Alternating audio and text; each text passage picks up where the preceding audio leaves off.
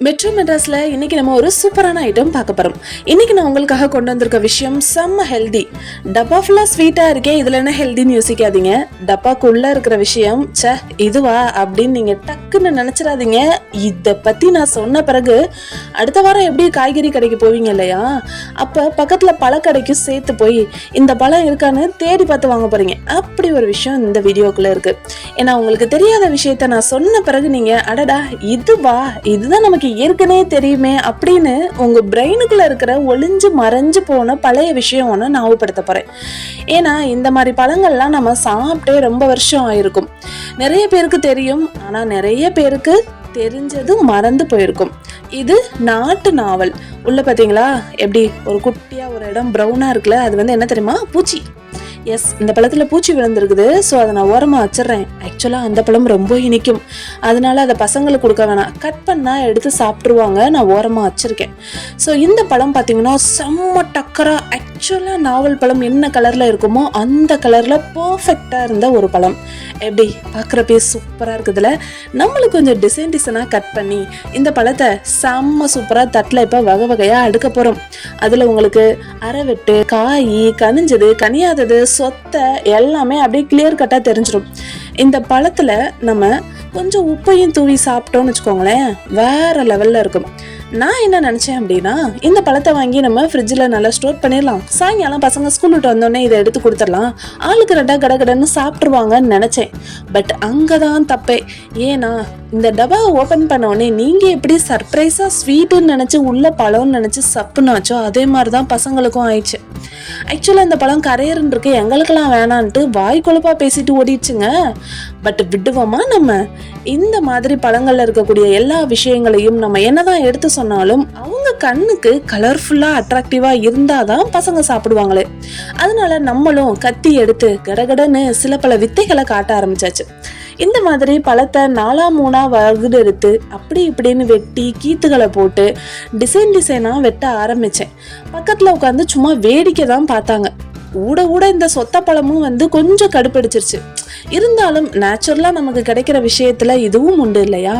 அப்படிப்பட்ட இந்த பழத்துக்கு ஏகப்பட்ட பேர் வச்சிருக்காங்க. அதில் ஒரு 4-5 நான் எடுத்து சொல்கிறேன். அருகதம், நவ்வல், நம்பு, சாட்டுவளம், சாம்பல், நவாப்பழம், நாவல் பழம், இந்த மாதிரி ஊருக்கு ஒரு பேர். இப்போ நறுக்குன 4வது பழத்தை பார்த்தீங்கன்னா கொஞ்சம் காய் பார்த்தீங்கன்னா வெள்ளை கலரில் இருக்கு.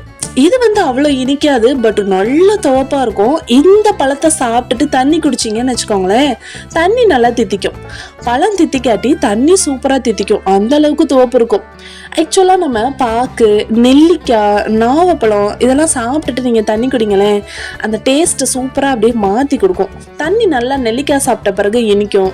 இந்த நவாப்பழம், இந்த காவெட்டு, அரைவெட்டு காயெல்லாம் சாப்பிட்டீங்கன்னா அப்படியே தண்ணி குடிக்கிறப்ப இனிக்கும். அந்த மாதிரி ஃப்ளேவர்லாம் இந்த மாதிரி பழங்களில் நம்ம சூப்பராக ஃபீல் பண்ணலாம். ஆக்சுவலி இந்த பழத்தில் நிறைய நல்ல விஷயங்கள் இருக்குது. அதில் முக்கியமான சில விஷயங்களை நான் லிஸ்ட் போட்டு பக்கத்தில் ஒட்டியிருக்கேன். அப்படியே கடகடன்னு படிச்சிருங்க. படிக்கும் இல்லையா? சரி, நான் சொல்கிறேன் கேளுங்களேன். இதில் protein, magnesium, vitamin C, B, glucose, நார்ச்சத்து முக்கியமாக அதானே வேணும்.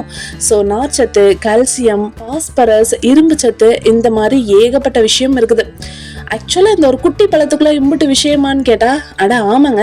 அதனால தான் எத்தனையோ ஆண்டுகளுக்கு அப்புறமும் இன்னும் இந்த மாதிரி மரங்கள், பழங்கள் இன்னும் நம்ம வீட்டை தேடி வந்துட்டுருக்கு. அவ்வளோ சத்துக்கள் நிறைஞ்ச இந்த பழத்தை நானும் டிசைனாக சும்மா லெஃப்ட் ரைட்டுன்னு அப்படி இப்படின்னு கட் பண்ணி தட்டில் வகை வகையாக அடுக்கி போட்டாச்சு. இதுக்கப்புறமும் இந்த பசங்க அட்ராக்ட் ஆகி கிட்ட வரமாட்டாங்களான்னு நான் ஏக்கத்தோட உப்பு டப்பாவை எடுத்து வச்சு அப்படியே உப்பை மேலே தூவிட்டு ஒரு 2 பீஸை எடுத்து சாப்பிட்டு நானும் இந்த நாவப்பழத்துக்கு ஏகப்பட்ட ப்ரமோஷன் கொடுத்து பார்த்துட்டேன்.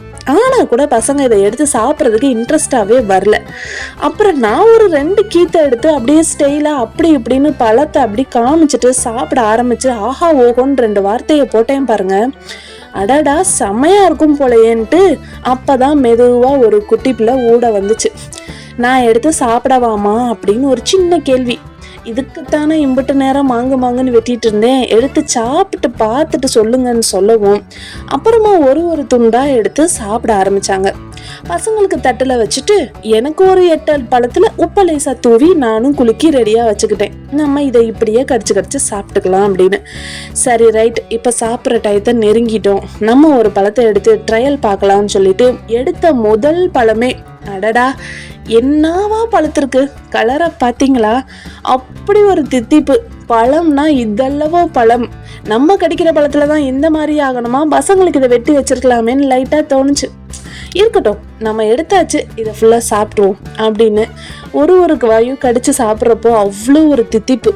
அப்புறம் ஒரு சூப்பரான விஷயத்த உங்ககிட்ட சொல்லி ஆகணும். இந்த பழத்தை நம்ம இப்படி டேஸ்டா சாப்பிட்றோமே, பட் சுகர் பேஷண்ட்டுக்கு நிறைய பழங்கள் சாப்பிட முடியாது. கவலைப்படாதீங்க, இந்த பழத்தை தாராளமா சாப்பிடலாம். நம்மளையா அவங்க டாக்டர்கிட்ட வேணா கேட்டு பாருங்களேன். இந்த மாதிரி பழங்கள்ல நிறைய விஷயங்கள் நல்ல விஷயங்கள் இருந்தாலும் சர்க்கரை நோயாளிகளுக்கு நிறைய பழங்கள் சாப்பிடக்கூடாதுன்னு ஒதுக்கி வச்சிருப்போம். ஆனா இந்த நாவப்பழத்தை அவங்க கூட தாராளமா சாப்பிடலாம். இவ்வளோ சத்துக்கள் தெரிஞ்ச இந்த நாவப்பழத்தோட கொட்டையை கூட நம்ம விட்டு வைக்க போறதில்ல. ஏன்னா அந்த சீட்லையுமே நிறைய விஷயங்கள் ஒளிஞ்சிட்டு இருக்கு.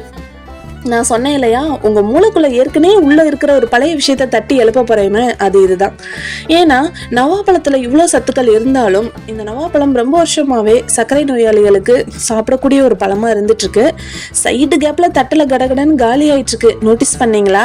எஸ், லைட்டா உப்பு அப்படியே ஸ்ப்ரிங்கிள் பண்ணி கொடுத்துட்டு கீத்தா வச்ச பழம் அப்படியே கடகடன்னு காலி ஆகுறப்ப நல்ல ஜாலியா பார்க்க சந்தோஷமா இருந்தது.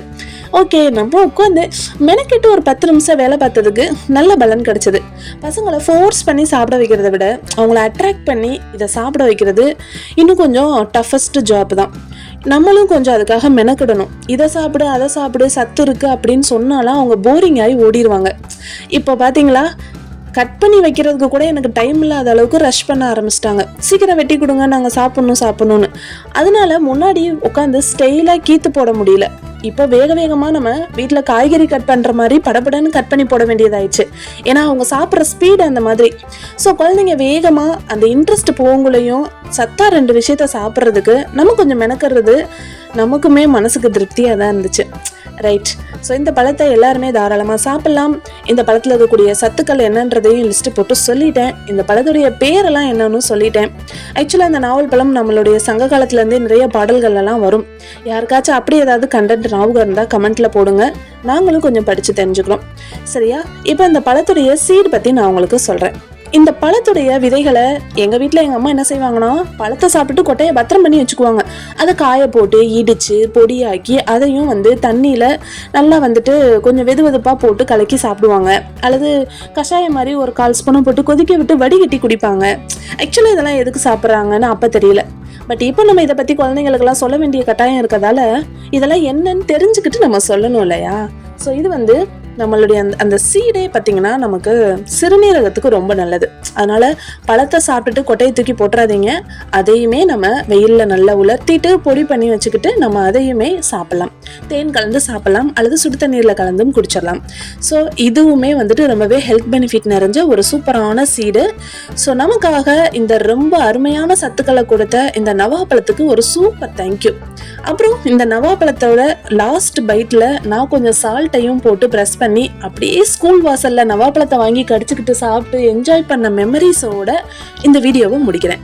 நீங்களும் உங்களோட நவாப்பழத்தோட மெமரிஸ் ஏதாவது இருந்தா கமெண்ட்ல சொல்லுங்க. Stay tune with metro Madras.